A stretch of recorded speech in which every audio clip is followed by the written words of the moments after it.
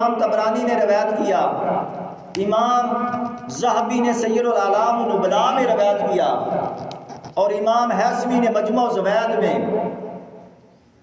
حضرت عبداللہ روایت کرتے ہیں کہ آقا علیہ السلام تشریف فرما ہیں۔ حضرت عائشہ صدیقہ رضی اللہ تعالیٰ عنہ فرماتی ہیں کہ آقا علیہ السلام حضرت خدیجہ الکبریٰ کا اتنا ذکر کرتے، ان کی اتنی تعریف کرتے، آقا علیہ السلام ان کے لیے اتنا استغفار کرتے، ان کی تعریفیں کرتے، اور ان کے لیے دعائیں مغفرت کرتے کرتے کبھی میرے آقا تھکتے ہی نہیں تھے۔